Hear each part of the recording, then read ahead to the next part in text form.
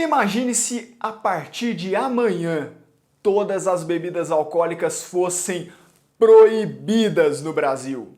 O que você faria? Meu Jesus, misericórdia, o que é isso, Senhor? Essa situação ela aconteceu de verdade nos Estados Unidos. Foi a famosa Lei Seca e ela durou mais de 13 anos.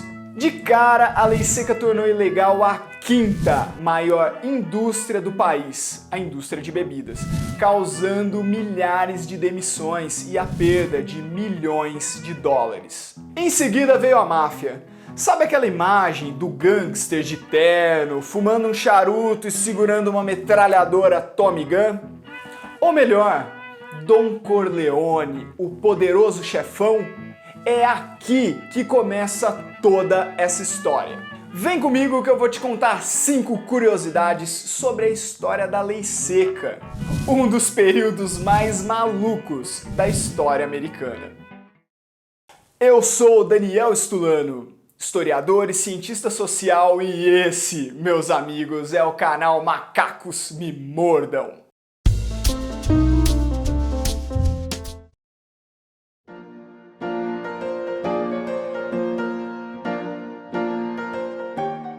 As estatísticas indicam que um americano tomava aproximadamente, durante o século XIX, 1,5 garrafas de bebida destilada por semana. Cara, isso sem contar a cerveja e o vinho, que são bebidas fermentadas e também muito amadas nos Estados Unidos. Uma das biritas mais comuns dessa época era o grog, uma bebida quente feita à base de rum, água e açúcar. A graduação alcoólica dela girava em torno de 40% e 50%.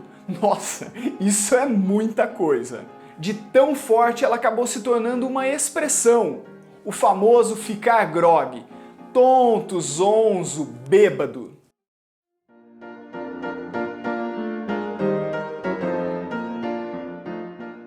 Você pode ter certeza de uma coisa nessa vida: se existe procura, sempre existirá alguém para vender. É nesse contexto que surge a máfia. Ela inicialmente passou a exercer o controle sobre o contrabando de bebidas nos Estados Unidos, logo após a aprovação da Lei Seca.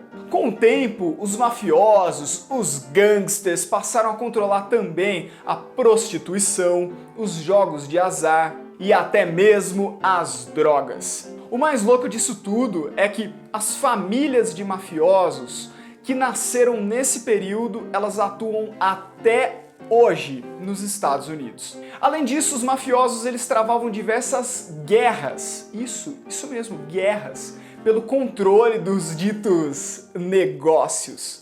Consequências: crescimento absurdo da violência, disseminação da corrupção. Olha, só para você ter uma noção, a máfia ela elegia políticos, ela subornava policiais, os policiais que faziam o controle ali, o policiamento das ruas.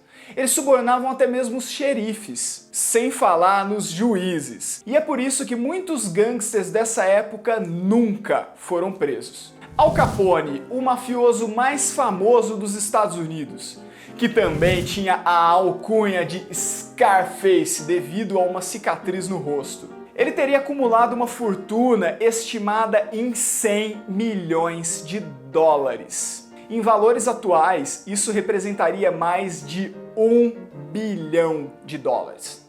Quer saber mais sobre a história do Al Capone e da máfia americana? Deixa aqui nos comentários.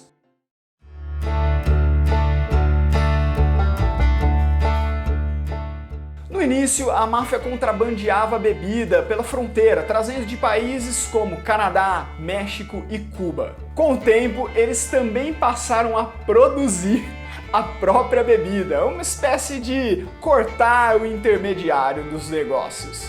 Essas bebidas bem duvidosas, elas levavam até álcool industrial, que continha uma série de produtos químicos, pesados. A bebida mais comum desse período era o chamado uísque de banheira. Milhares de pessoas morreram depois de tomar uns tragos dessas bebidas.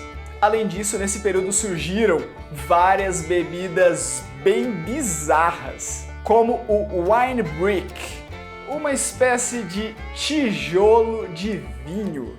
Ele era uma espécie de vinho sólido que você precisava diluir num barril de água e ele prometia produzir litros e litros de vinho.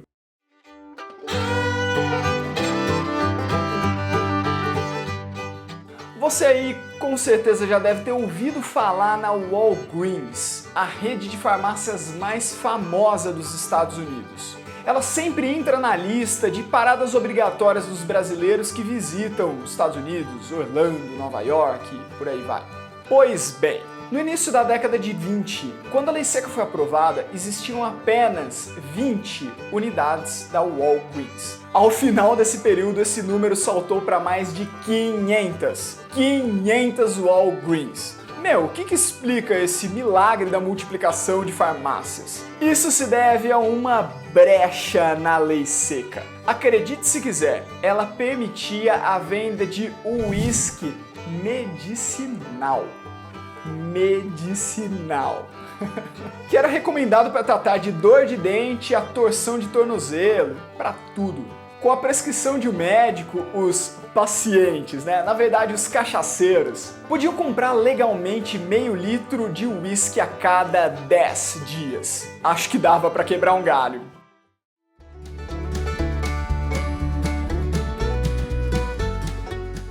Durante os 13 anos da lei seca, houve um enorme crescimento na quantidade de padres e rabinos.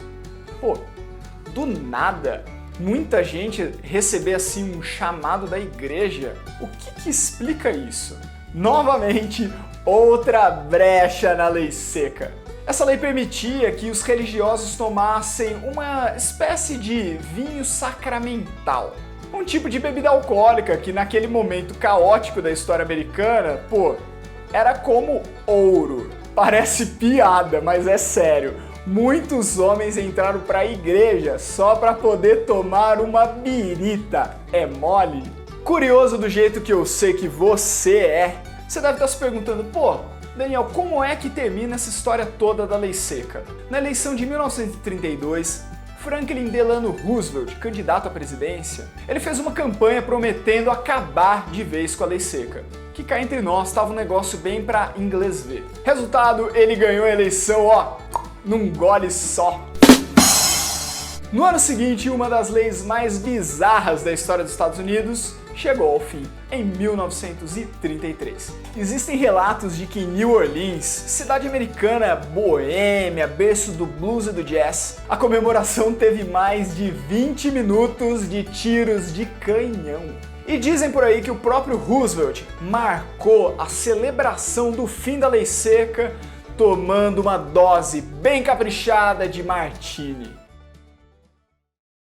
Você aí que curte conhecimento e curiosidades, vem comigo que não tem erro. Se inscreve aí no canal, porque semana sim, semana não, tem conteúdo de qualidade chegando especialmente para você. Um abraço e até o próximo vídeo.